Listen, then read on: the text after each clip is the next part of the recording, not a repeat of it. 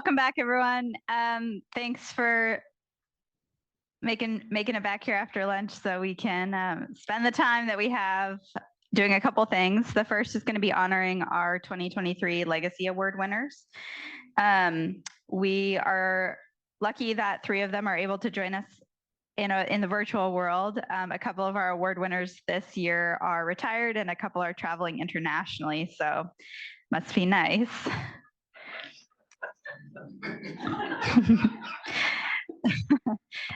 So the task force launched the Legacy Awards program in 1999 to recognize individuals and organizations that perform exemplary work in the areas of spill prevention, preparedness, response, and recovery.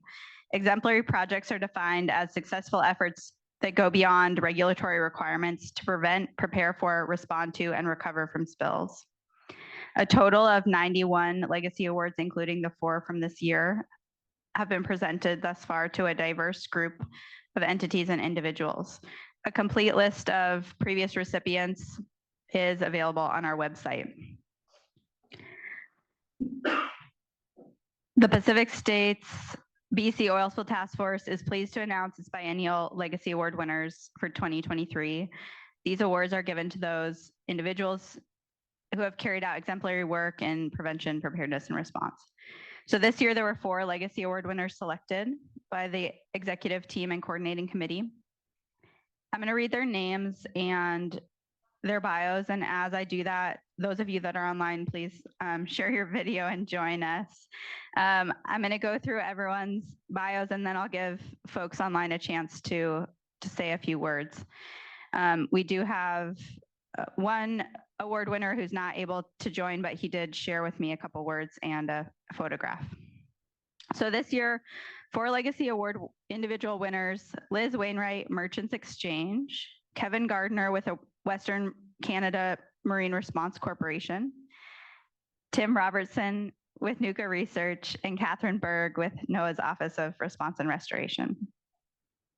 Congratulations.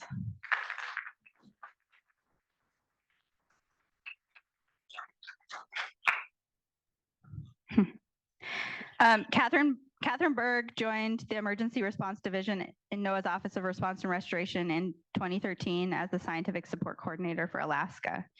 Catherine led NOAA SSC through 190 incidents and provided support for many incidents outside of Alaska, including the Refugio spill in California, the Golden Ray, several hurricanes in the Caribbean, the Argo in the Great Lakes. Catherine has been a strong contributor to the next generation of spill responders, providing training through various NOAA classes, Science of Spills, and SCAT, as well as through preparedness exercises and contingency planning activities with Canada and Russia. Prior to joining ORNR, Catherine worked for the U.S. Fish and Wildlife Service in Alaska for 30 years, serving much of that time in the Environmental Contaminants Division. In 2023, on the 24th anniversary of Exxon Valdez, the first oil spill that Catherine responded to, NOAA and the Alaska response community bade farewell to Catherine as she retired after 40 years of exemplary federal service. As Coast Guard Captain Leanne Luss summarized, throughout the years, Catherine was integral in training thousands of Coast Guard members on a myriad of preparedness activities and response tactics. Her efforts made an impact on the Coast Guard's readiness in Alaska and throughout the U.S. as Coast Guard members transferred to other units with the skills they learned. Ms. Berg truly left her mark on our service, and for that we will be forever grateful. Catherine is joining us online. I should say that these bios were developed based on the nominations that we received for the award winners. So beautiful words for Catherine. Yeah, can we get a round of applause?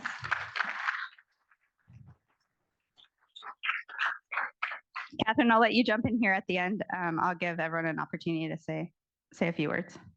Okay, next we have Kevin Gardner, President of Western Canada Marine Response. Kevin Gardner has led WCMRC as its president since 2001. Under Mr. Gardner's leadership, WCMRC recently completed the largest ever expansion of spill response capacity in Canada. The voluntary enhancements include reduced response times in the Port of Vancouver, an increase in oil recovery capacity, an increase of shoreline capabilities, and lastly, the creation of over 900 geographic response strategies across the coast of BC. Throughout his work, Kevin has conducted himself with the values of collaboration, leadership, service, and building and sharing knowledge.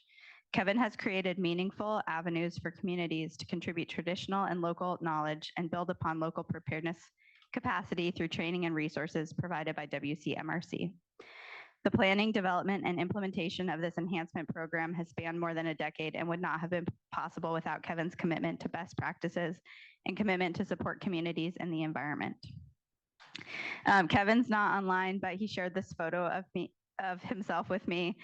He's on the bridge of WCMRC's newest vessel, the KJ Gardner.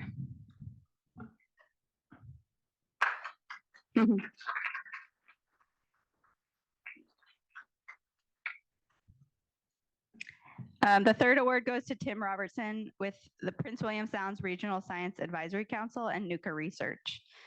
Tim Robertson emerged as a local leader in advocating on behalf of affected communities in the years following Exxon Valdez. Tim had not set out to create a career in oil spill response and prevention. As the oil from Exxon Valdez left Prince William Sound and moved closer to his home in Seldovia, Alaska, he was in the process of launching an ecotourism business when instead he became a spill responder. As a founding board member of Prince William Sound Regional Citizens Advisory Council, Tim represented the organization in negotiating rulemaking following the passage of the Oil Pollution Act of 1990. He helped establish the Seldovia Oil Spill Team, SOS, and remains an active volunteer to this day. He went on to provide technical expertise and facilitation to a diverse array of clients in Alaska and beyond until his retirement from NUCA Research, which he founded in 2024. He retired last year. Tim's contributions include developing the first geographic response strategies in Alaska, including the stakeholder-driven approach used for years, developing methods for analyzing the impacts of weather conditions on the ability to respond, estimating the likelihood of saving a drifting ship depending on different wave and wind conditions, and applying response capacity estimates to various response systems. Currently, Tim serves as a public member of the Cook Inlet RCAC Environmental Monitoring Committee. Through all his projects, Tim has been a trusted advisor, technical expert, attentive listener, and passionate advocate for the voices of coastal communities. Thank you, Tim.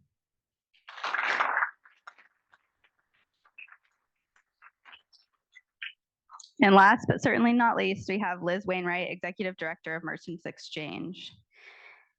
As Executive Director for 27 years, Liz provided exceptional leadership in guiding the exchange and its association membership organizations. In 1998, Liz helped establish the Vessel Information Tracking Database, or VITALS, an improvement to an earlier database to help vessel operators meet state standards. In 2022, she oversaw the combination of VITALS with Maritime Fire and Safety Association's vessel enrollment to launch the Marine Activity Reporting and Vessel Information Network, or MARVIN, creating a unified online database. Under her leadership, the exchange maintains strong relationships within the maritime community. She established the Merchants Exchange Scholarship Fund in 2004, which has since awarded more than $80,000 in scholarships to students for education in maritime industry. As the Executive Director of MFSA, Liz was instrumental in ensuring the delivery of response services. She led projects to improve the VHF radio communication system and provide training for Fire Protection Agency's Advisory Council. She guided MFSA to overcome issues while developing their master vessel oil spill response plan. Liz coordinated with Clean Rivers to obtain grants, enabling the purchase of needed spill response equipment. Collaborating with International Bird Rescue, Clean Rivers, and Oregon agencies, Liz worked to create MFSA's Wildlife Rescue and Rehabilitation Trailer Program. Liz's lifelong dedication and outstanding service to the maritime community has greatly improved both the Northwest and our nation's preparedness and response posture for years to come. Congratulations, Liz.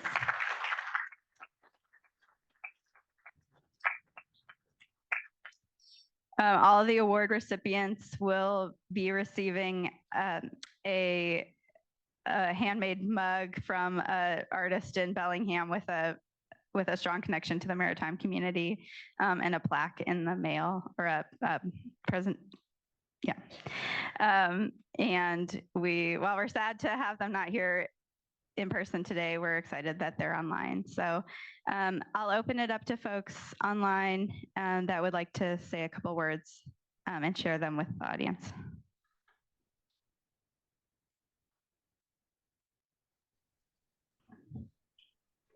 I see Liz, if you'd like to go first, and then I see Tim as well. Okay, well, Meg, and to all the members of the State Species Task Force, thank you so much. I've had the opportunity, as my bio said, to work with the task force through the Exchange and Maritime Fire and Safety Association and Clean Rivers since 1996. It is an absolute honor to get receive this award. I read the criteria, and then you heard it all again today, and it's like, wow, what an honor. The work that the task force does is so community based, and I would like to say that the work that you do to achieve your mission through partnership and collaboration, I couldn't say more about that, because to me that speaks about the Exchange and MFSA and Clean Rivers, and why we found it important and a very easy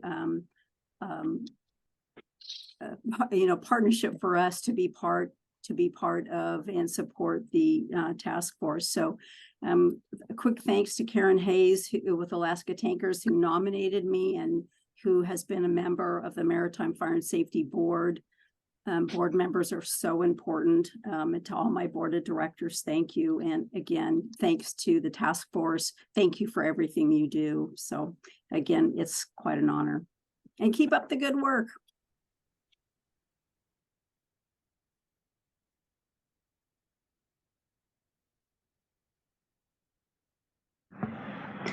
Tim, this is optional, but if you'd like to say anything, you're welcome to come off mute. Hi, everyone. Yeah, sorry I can't be with you today. Certainly very humbled at receiving this award. The work of the task force is just phenomenal over the years. And as I look back in my career and what we were able to achieve, there's very, very little that wasn't done without partners at DEC, at NOAA, at the Coast Guard, BOEM, EPA, the 2 RCACs, and of course, my friends and business partners at Nuclear Research. So I'm very, very humbled, and thank you for the award.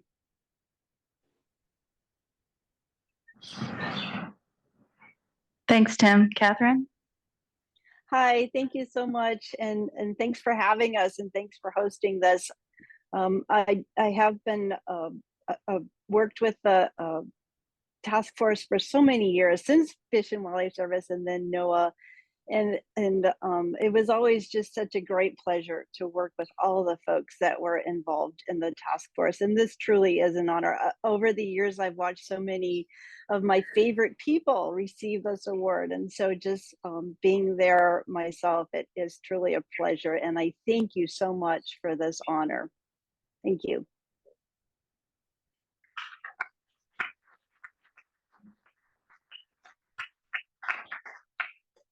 Thanks, Catherine. And I had the privilege to meet Catherine at the 2022 SOS class in Seattle before she was headed out on the Canadian cutter, one of her last big ventures of her career. So I'll just wrap up with a few words from Kevin, because I think they speak to this well. First of all, he apologizes for not being here in person and congratulates all his fellow award winners. He said, I have to tell you, I was very excited when I got the news. Then when I went back to look at previous winners, it made me very proud and honored to join and be recognized alongside such an elite group. I'd encourage those of you, if you haven't looked at the list of Legacy Award winners in the past, to do that. There are a lot of names you will recognize. Thank you to the selection committee and the BC State Task Force for the great work you do, and to his team at WCMRC for the support, hard work in helping protect our beautiful West Coast. Thanks everyone, and enjoy the rest of your meetings. So thank you all to those of you that were able to join virtually, and to those of you on the task force that did the hard work of reviewing nominees and selecting this year's award winners.